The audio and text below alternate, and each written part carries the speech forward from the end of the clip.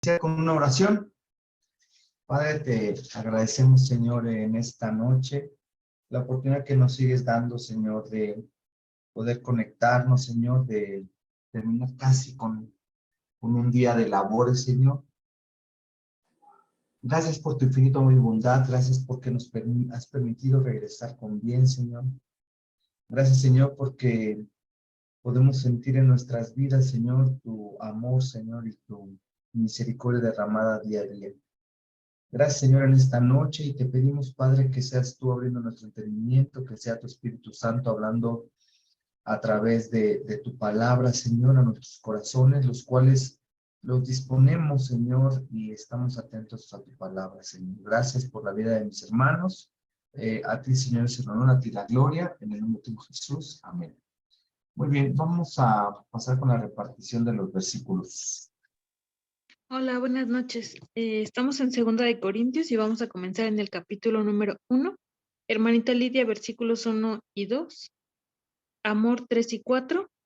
Yo 5 y 6. Hermanita Lidia 7 y 8. Amor 9 y 10. Y yo acabo en el 11. Hermanita Lidia, si está lista, podemos comenzar, por favor. Claro que sí, buenas noches. 2 de Corintios, capítulo 1. Pablo, apóstol de Cristo Jesús por la voluntad de Dios, y Timoteo, nuestro hermano, y a la iglesia de Dios que está en Corinto, y a todos los creyentes en toda la región de Acaya. 2. Que Dios nuestro Padre y el Señor Jesucristo les conceda gracia y paz. Amén. El Dios de toda consolación. 3. Alabado sea el Dios y Padre de nuestro Señor Jesucristo, Padre misericordioso y Dios de toda consolación. 4. Quien nos consuela en todas nuestras tribulaciones, para que con el mismo consuelo que de Dios hemos recibido, también nosotros podamos consolar a todos los que sufren. 5. Pues así como participamos abundantemente en los sufrimientos de Cristo, así también por medio de Él tenemos abundante consuelo. 6. Si sufrimos, es para que ustedes tengan consuelo y salvación. Y si somos consolados, es para que ustedes tengan el consuelo que los ayude a soportar con paciencia los mismos sufrimientos que nosotros padecemos. 7. Firme es la esperanza que tenemos en cuanto a ustedes, porque sabemos que así como participan de nuestros sufrimientos, así también participan de nuestro consuelo. 8. Hermanos, no queremos que desconozcan las aflicciones que sufrimos en la provincia de Asia. Estábamos tan agobiados bajo tanta presión que hasta perdimos la esperanza de salir con vida. 9. Nos sentíamos como sentenciados a muerte, pero eso sucedió para que no confiáramos en nosotros mismos, sino en Dios que resucita a los muertos. 10. Él nos libró y nos librará de tal peligro de muerte. En Él tenemos nuestra esperanza y Él seguirá librándonos. 11. Mientras tanto, ustedes nos ayudan orando por nosotros. Así muchos darán gracias a Dios por nosotros a causa del don que se nos ha concedido en respuesta a tantas oraciones. Muy bien, muchas gracias por su participación. Y bueno, pues iniciamos, ¿verdad? En esta segunda carta a los Corintios. Y como es costumbre, ¿verdad? Pablo en los primeros versículos da sus salutaciones, sus saludos, ¿verdad? Y es muy interesante porque Pablo, ¿verdad? Cuando dice apóstol, hay dos palabras en griego que se refiere a esta palabra de apóstol, apostelo y apóstolos, ¿verdad? Y aquí Pablo está utilizando esta palabra de apóstolos. Y que dice, ¿verdad? Que su llamamiento como apóstol a la voluntad de Dios, y un apóstolos o un apóstol, ¿verdad? Es un emisario autorizado y comisionado para llevar a cabo una misión personal en nombre de otra persona. Es por eso, ¿verdad? Que en En esta segunda carta, Pablo, como hablábamos ayer en la introducción, perdón, el viernes, perdón, ayer, se verá ayer lunes, Pablo tiene que, se me fue la palabra, perdón, Pablo, ¿verdad? Empieza a hablar acerca de su verdadero apostolado, porque si esta palabra de apóstolos, ¿verdad? Significa que es un emisario autorizado y comisionado para llevar a cabo una misión personal en nombre de otra persona, en realidad Pablo, ¿verdad? No fue físicamente comisionado por Cristo, porque Pablo no caminó con Cristo, solamente esos 12 apóstoles, ¿verdad? Uno de ellos ya no estaba porque Judas se suicidó, ¿verdad? Y que después en el libro de los Hechos, los apóstoles eh, eh, buscan a uno más, y uno de los requisitos es que hubiese caminado con Cristo todo el tiempo de su ministerio de Cristo en la tierra, pues Pablo no tenía, ¿verdad?, esos requisitos. Sin embargo, bueno, lo hemos leído, ¿verdad?, en el libro de los Hechos, cuando el llamamiento de Pablo, ¿verdad?, cuando iba iba a traer, ¿verdad?, algunos cristianos, porque a eso lo habían comisionado, ¿verdad?, para llevarlos a juicio, y entonces es cuando Jesús lo llama. Entonces, no fue un ministerio otorgado, ¿verdad?, como esos 11 primeros apóstoles que caminaron con Cristo, pero también, ¿verdad?, es un llamamiento hecho directamente por Cristo. Por eso dice aquí Pablo, apóstol de Cristo Jesús, por la voluntad de Dios, ¿verdad? Y el uso que hace Pablo de apóstol de Cristo Jesús indica que Cristo es quien lo ha enviado de forma directa y definitiva, mientras que la referencia por la voluntad de Dios asegura que Dios es el agente intermediario del apostolado de Pablo, ¿verdad? Y esto fue de esa manera. En el libro de los Hechos, como les comentaba, leíamos, ¿verdad?, que le dice Pablo que ¿por qué Saulo, Saulo, por qué me persigues?, ¿no? Entonces, en ese momento, Jesús otorga este ministerio específico de apóstol a Pablo, ¿verdad? Apóstolos. Cristo es el único responsable de enviar al apóstol, pero Dios es aquel que posibilita que sea enviado. En otras palabras, Cristo envía a Pablo de acuerdo con la voluntad divina, ¿verdad? Y bueno, esta simple declaración en este primer versículo que hace Pablo, le recuerda a sus lectores que él es apóstol por designación divina y su autoridad entre el pueblo de Dios, abriendo hacia el camino para la defensa de su ministerio apostólico, ¿verdad? Que como lo vimos en la introducción, va a ser uno de los principales temas en esta carta, ¿verdad? Pablo ejerciendo esta defensa de su ministerio, de su llamamiento. Y bueno, vemos también muy interesante cuando en otras cartas, ¿verdad?, Pablo menciona quienes lo acompañan y que en algunas probablemente hemos visto que fueron escritas junto con Pablo. Y aquí es muy interesante que menciona a Timoteo, nuestro hermano, ¿verdad? Y que esta mención específica que Pablo hace de Timoteo, también que le dice hermano nuestro, ¿verdad? También ayuda a Pablo para que, o ayuda a Timoteo para que él tenga esta autoridad. Recordemos que Pablo, ¿verdad? Estaba en Éfeso y estaba viajando cuando Pablo decide mandar a Timoteo a esta iglesia de Corintio para ver cómo estaban las cosas. Entonces, si ya Pablo estaba teniendo problemas, ¿verdad? Le estaban cuestionando si era realmente apóstol, si realmente el evangelio era de Cristo, etcétera. Entonces, este nombramiento, esta parte de nombrar a Timoteo en el inicio de la carta, ¿verdad?, también le da autoridad y seguridad a Timoteo y a la iglesia de Corintios de que Timoteo era enviado, ¿verdad?, por Pablo. Y bueno, cuando habla acerca de bueno, de todos los creyentes, que en la Reina Valera llama santos, ¿verdad? Pablo lo está usando para referirse a todos los creyentes como quienes han sido apartados porque le pertenecen a Dios, ¿verdad? Lejos de describir una clase especial de cristianos como santos, todos los creyentes han de vivir vidas santas. Finalmente, el juego de palabras, ¿verdad? Que ya hemos visto que es muy común en las cartas de Pablo cuando dice que Dios nuestro Padre, ¿verdad? Y nuevamente está mencionando a Dios como nuestro Padre y al Señor como Jesucristo, ¿verdad? Y que se les conceda gracia y paz, ¿verdad?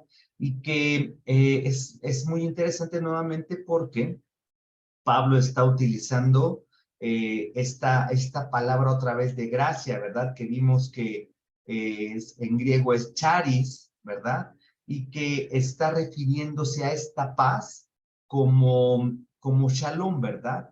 Que es una paz que sobrepasa todo entendimiento, ¿verdad? Que lo más importante es el bienestar que caracteriza al creyente, ¿verdad? De forma individual y de forma corporativa, o sea, como iglesia de Cristo, y que cuando las cosas están bien con Dios, ¿verdad?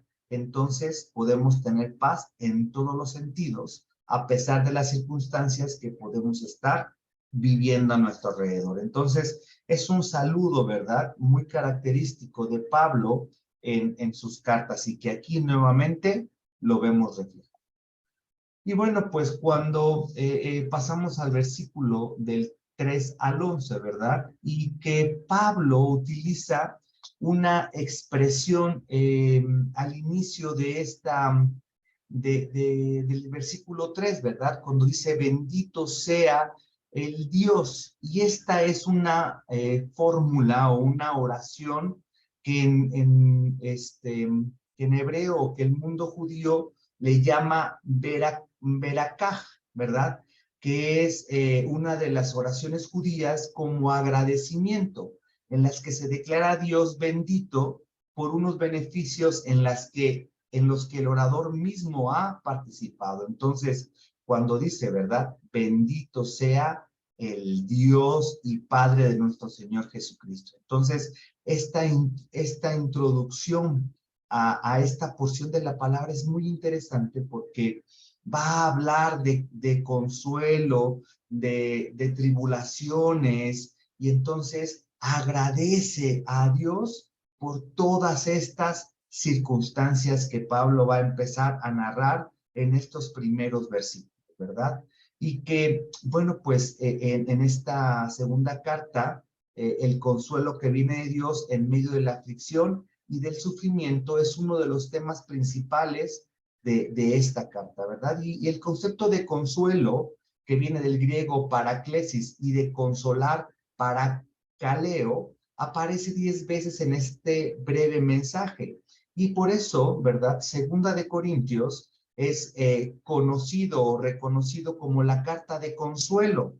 Y Pablo, ¿verdad? También es reconocido como el apóstol del consuelo, porque en esta única carta de Segunda de Corintios aparece aproximadamente 17 veces la palabra, y en esta porción del 3 al 10 aparece 10 veces esta palabra de consuelo, ¿verdad? Como lo leímos hoy, una de las palabras claves es el consuelo, y que a través de todas estas lecturas que hemos tenido es que hemos logrado, ¿verdad?, identificar que cuando una palabra se repite constantemente en cierta porción de los versículos, ¿verdad?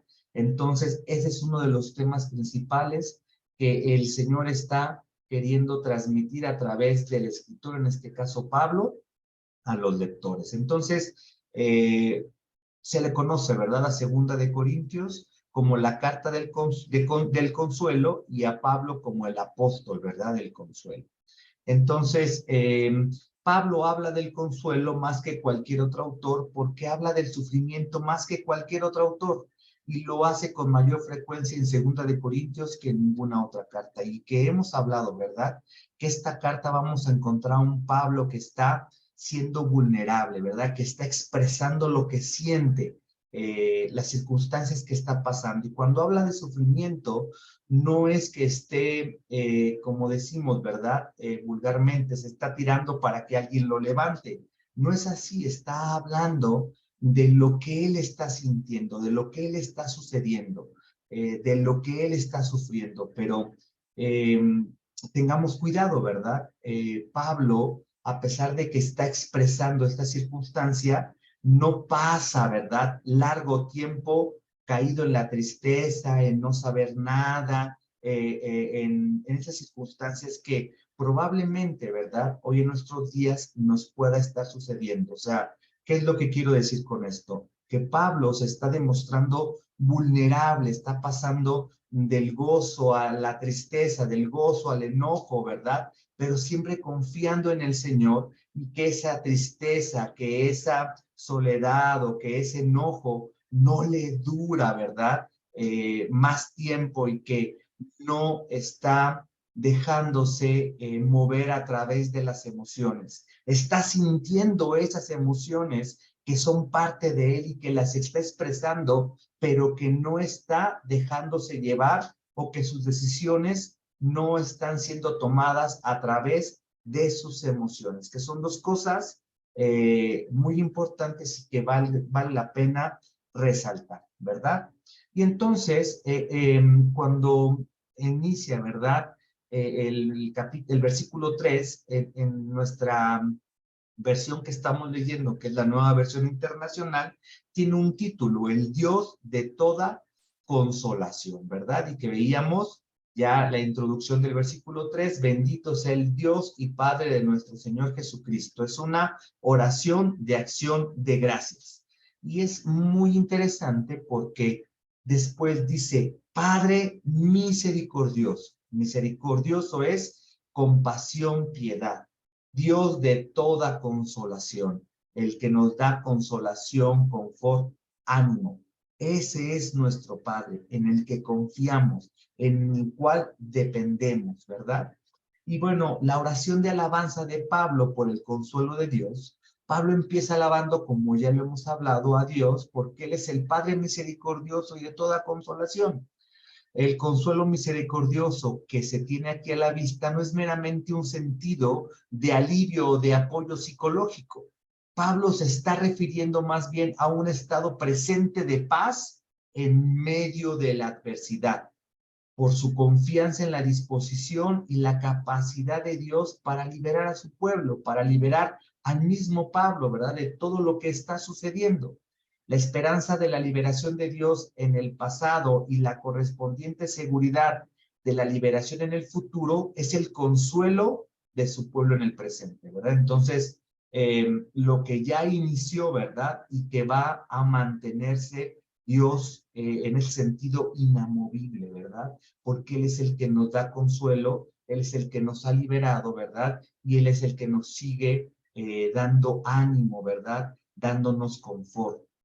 Y bueno, Dios es el Dios de todo consuelo, porque es nuestro amparo y nuestra fortaleza, nuestra ayuda segura en momentos de angustia. Esto lo encontramos en Salmos 46:1.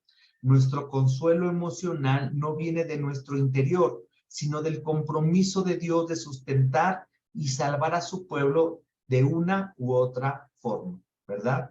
Y en el versículo 4, cuando dice, quien nos consuela en todas nuestras tribulaciones, para que con el mismo consuelo que de Dios hemos recibido, también nosotros podamos consolar a los que sufren. Y Pablo está hablando de las circunstancias que ellos están pasando. ¿Quién? Timoteo y Pablo, ¿verdad? Quien nos consuela en todas nuestras tribulaciones. Por eso Pablo pasa de una declaración sobre quién es Dios, ¿verdad? Que vimos en el versículo 3, a otra sobre qué hace Dios. ¿Qué hace Dios? Nos consuela en todas nuestras tribulaciones. Al objetivo de Dios para hacerlo, ¿verdad? Porque Dios es el Dios de todo nuestro consuelo. Consuela a Pablo en todas sus dificultades para que a su vez Pablo tenga la capacidad de consolar a otros, independientemente de lo que se cruce en su camino. El recurso que Pablo usa para consolar a otros es el mismo consuelo que él mismo ha experimentado de Dios.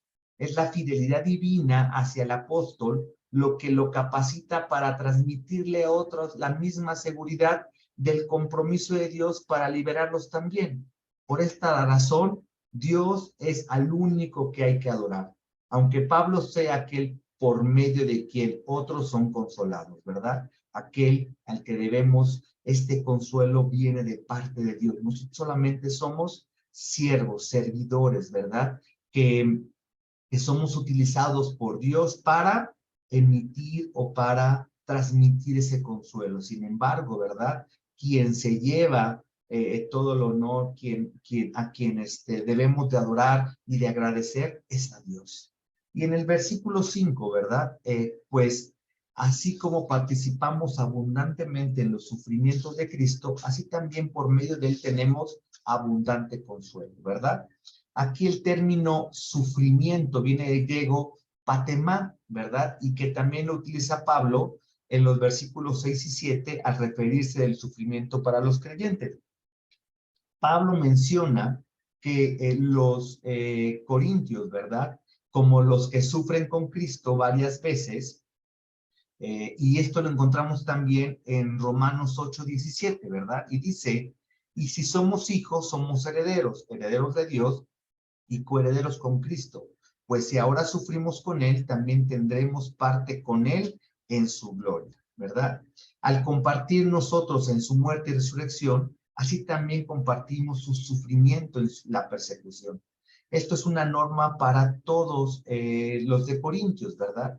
Este tema parece ser de unificación en esta carta de Segunda de Corintios. La suficiencia de Cristo es también abundante mente hasta que emana, ¿verdad?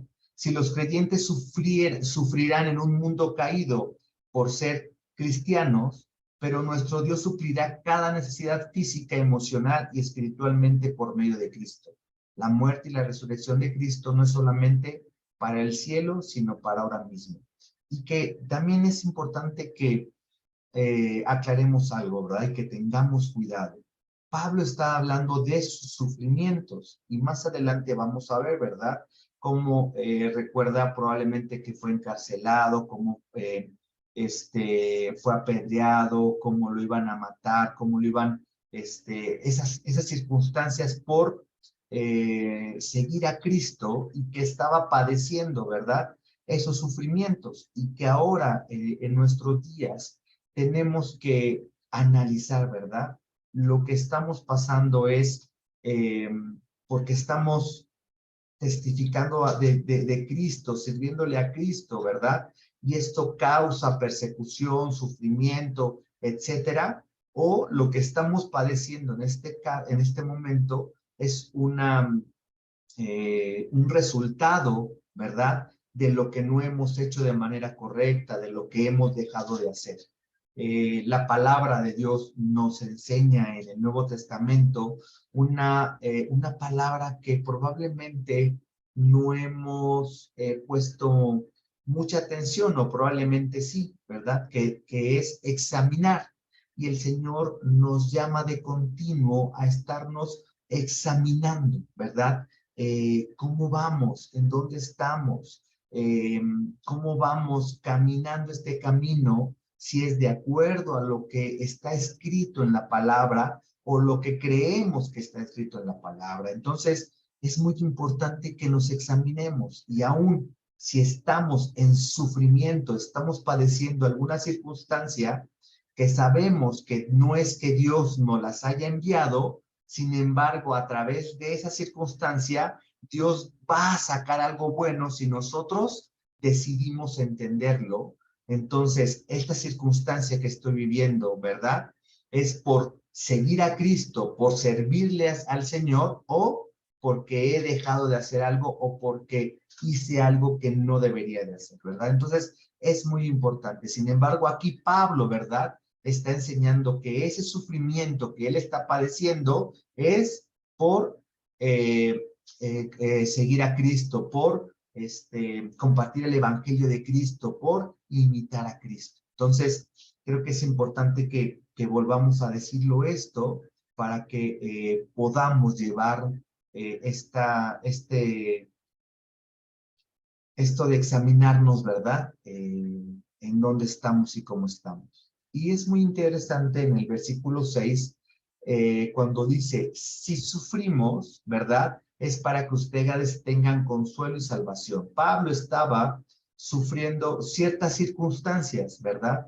Y que este sufrimiento que estaba teniendo, ¿verdad? También venía con el consuelo de Dios. Y este consuelo de parte de Dios hacia Pablo lo mantenía fuerte, lo mantenía firme, lo mantenía confiado. ¿En qué? En Dios, ¿verdad? Que de él provenía su consuelo, su esperanza. Y dice, y si somos consolados, es para que ustedes tengan consuelo que los ayude a soportar con paciencia. Entonces, al ver lo que Dios estaba haciendo en Pablo, a través de estas circunstancias que le estaban provocando sus perseguidores, ¿verdad? O los que querían matarle, entonces los corintios iban a poder, ¿verdad? Permanecer firmes. Esta bendición derramada en Pablo también iba a servir, iba a ser derramada en todos los corintios, ¿verdad? En este mundo caído, ¿verdad? Los corintios eran perseguidos, pero esto provee una riqueza de ayuda y salvación para aquellos que oyen, ¿verdad? Que oyen al Señor, que le siguen al Señor. El sufrimiento, ¿verdad? Tiene un propósito divino. En este caso, el sufrimiento de Pablo, ya lo hemos hablado, ¿verdad? La diferencia. Es para tu consolación y salvación, debido a que la consolación está unida a la salvación. Parece que este sigue siendo el sentido del Antiguo Testamento, del término sozo, que es salvación, que significa esta liberación física, ¿verdad? Y cuando habla de sufrir o soportar el sufrimiento con paciencia, en la Septuaginta este término era usado para esperanza o expectación. Jeremías 14:8, Jeremías 17:13. En los escritos de Pablo, soportar el sufrimiento con paciencia implica un activo permanente, voluntario y perseverante, ¿verdad? Esto es lo que hemos aprendido, perdón, a través de estas lecturas que hemos tenido, que el Señor nos llama a perseverar, a permanecer, a estar firmes, a estar de pie, a pesar de las circunstancias que pueda haber a nuestro alrededor, ¿verdad? Y cuando entra en el versículo 7, donde dice, firme es la esperanza, ¿verdad? Que tenemos en cuanto a ustedes, porque sabemos que así como participan de nuestros sufrimientos, así también participan de nuestro consuelo. Y es muy interesante porque esta frase de firmes en la esperanza, participan de nuestros sufrimientos y participan de nuestro consuelo, la Biblia lo traduce como garantía, con una palabra que es bebaios, ¿verdad? Y esta garantía es lo que es seguro, cierto, en lo cual podemos depender, ¿verdad? Estamos firmes porque dependemos de Dios, ¿verdad? Porque sabemos que de Él viene nuestra confianza.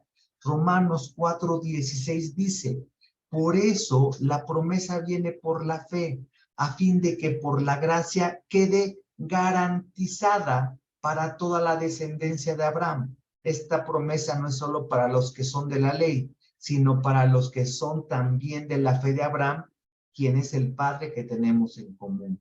Garantizada, garantía. En Dios tenemos esa garantía. Nosotros permanecemos firmes de pie en la esperanza, ¿verdad? Que está puesta en nuestro Señor, ¿verdad? En Jesús.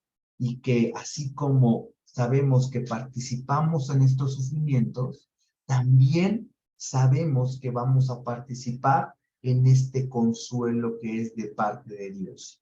Nuestra garantía viene de Dios, ¿verdad? Y eso es lo que nos hace mantenernos de pie, mantenernos firmes. Y cuando viene en el versículo 8 y dice, hermanos, no queremos que desconozcan las aflicciones, ¿verdad?, que sufrimos en la provincia de Asia. Cuando Pablo dice, no queremos que desconozcan, está hablando o está pasando a introducir una nueva información o una nueva conclusión, ¿verdad?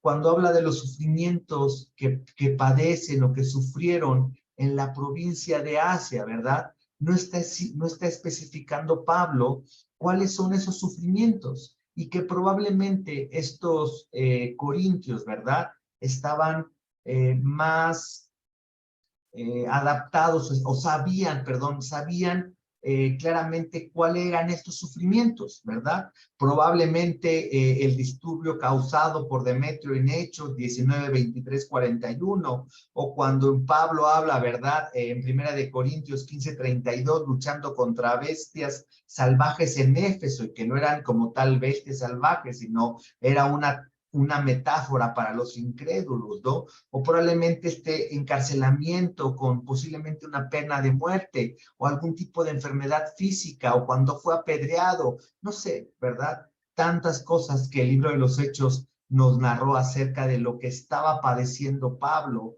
al compartir el evangelio en esa provincia de Asia, ¿verdad?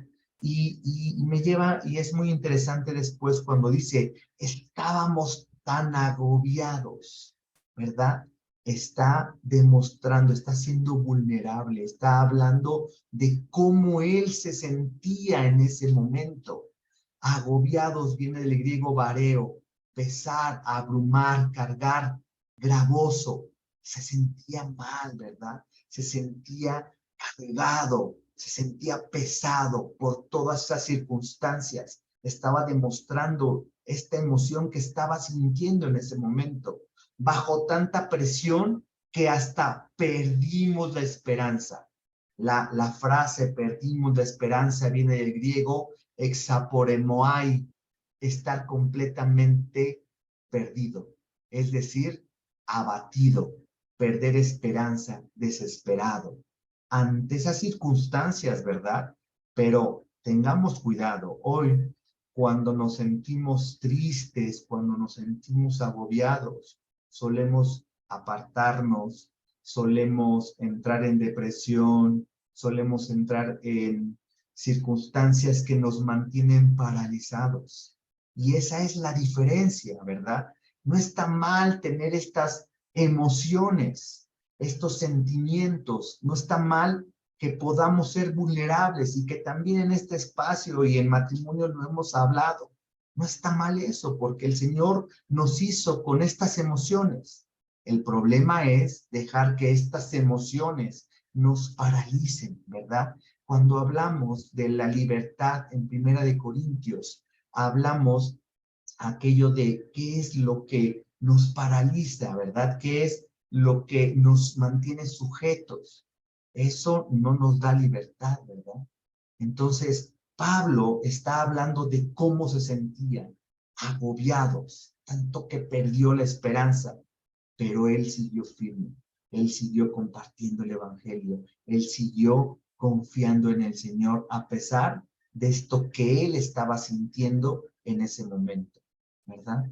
Y cuando dice en el versículo 9, nos sentíamos como sentenciados a muerte. Este sentenciados a muerte, ¿verdad? Esta es una afirmación rara.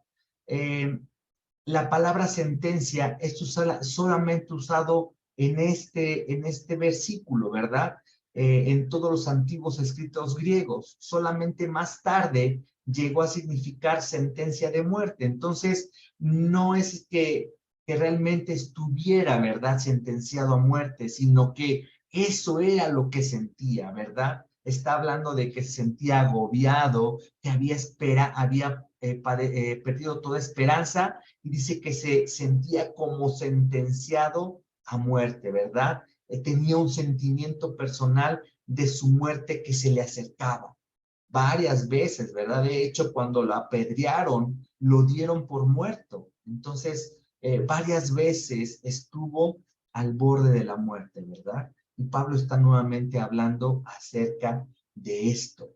Pero no perdamos de vista la segunda parte del versículo 9, cuando dice, pero esto sucedió para que no confiáramos en nosotros mismos, sino en Dios que resucita a los muertos, ¿verdad? Nuestra confianza viene del Señor, ¿verdad? Confiamos en lo que Dios ha dicho que va a hacer, porque Él es inconmovible, inamovible. Lo que Él ha dicho, Él lo va a cumplir, ¿verdad? Tanto para los que no creen, para los que hemos creído en Él. Y Él es nuestra esperanza. En Él confiamos, ¿verdad? Por eso dice que maldito el hombre que confía en el hombre, porque el hombre cambia, el hombre se echa para atrás, el hombre no sabe guardar la palabra, pero nosotros no confiamos en ningún hombre.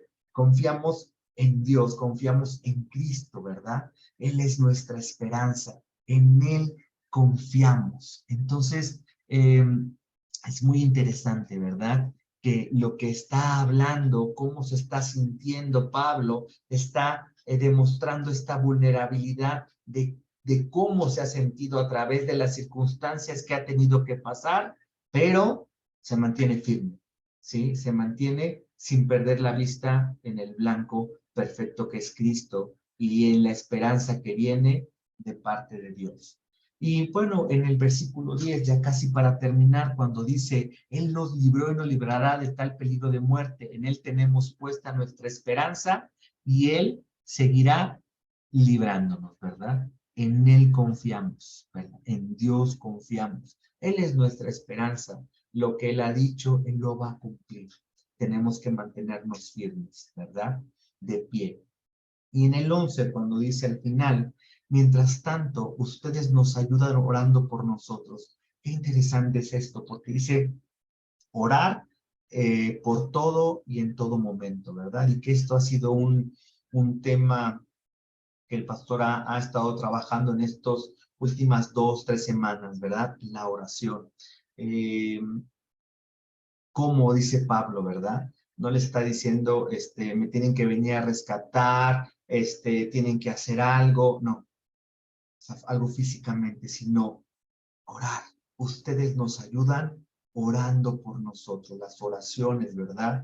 De esta iglesia de Corintio, para Pablo, para los que lo acompañaban, ¿verdad? Eran necesarias.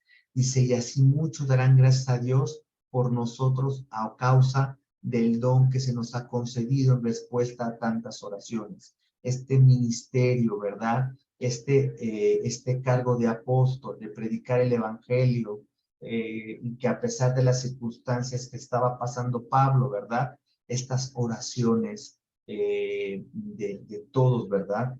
Hacia ellos, les ayudaban, los confortaban, ¿verdad?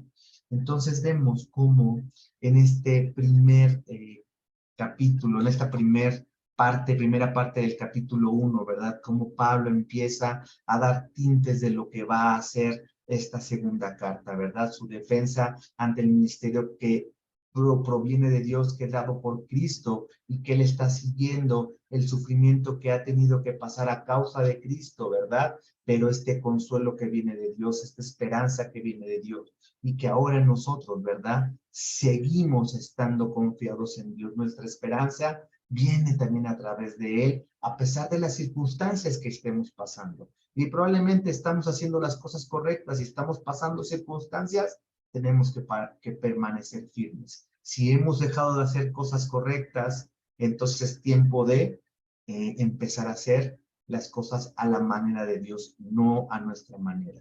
Entonces, pues no sé si tengan alguna duda, algún comentario. Pues nada más, sí, comentar esta bonita carta que, pues como dice, ¿no? Firmes en la esperanza, ¿no? Es un hermoso mensaje, de verdad, que sí, que nos da consuelo a todos aquellos que hemos estado mal, por un mal camino, ¿no? Ahorita nos refiere, firmes en la esperanza, donde Dios, bueno, donde Pablo, ¿verdad? nos dice que Él nos libra, que nos librará de peligro, de muerte, ¿no? Y que sigamos en la esperanza. Y por final, pues la oración, como comenta del pastor que también los últimos días ha hablado de la oración, que la oración pues tiene poder, ¿no? Para mí es de verdad una carta muy, muy hermosa que efectivamente nos da consuelo. Algo muy, muy hermoso. Gracias a Dios. Gracias, hermanita Lidia. Muchas gracias por sus comentarios y bueno, pues sigamos, ¿verdad? Perseverando, sigamos caminando este camino que Dios nos ha trazado y que nos ha puesto al frente, ¿verdad? Para seguir y que, bueno, sigamos confiando en Él porque Él es nuestro hacedor, en Él confiamos, ¿verdad? Muy bien, pues primeramente Dios, si lo permite, nos vemos el día de mañana para continuar con la lectura de esta carta y le voy a pedir a mi esposita si nos apoyas con la oración para finalizar. Mi amor. Sí, claro que sí. Amado Dios, te agradecemos tanto, Señor, en esta hermosa noche fresca, Señor. Gracias porque pudimos conectarnos, Señor, para seguir leyendo de tu palabra. Gracias porque nos hablas a través de esta hermosa carta, Señor. Trae consuelo y, y regocijo a nuestra alma, Señor. Y tú, quien mejor que nadie conoce nuestros corazones, Señor.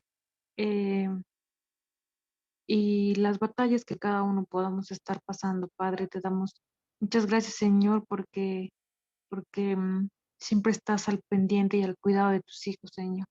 Te damos muchas gracias y te pedimos, Señor, que sigamos meditando en tu palabra, Señor, que nos mantengamos en oración en todo momento, amado Dios. Te pido por mis hermanos que nos han podido conectar hoy. Te agradezco por la vida de mi esposo y de la hermana Lidia, Señor. Y te pido que seas con nosotros en esta noche. En el nombre de Jesús. Amén. Amén. Gracias, mi amor. Amén, amén. Buenas noches. Hasta Buenas mañana. Que Dios noches, guarde. bendiciones. Hasta mañana.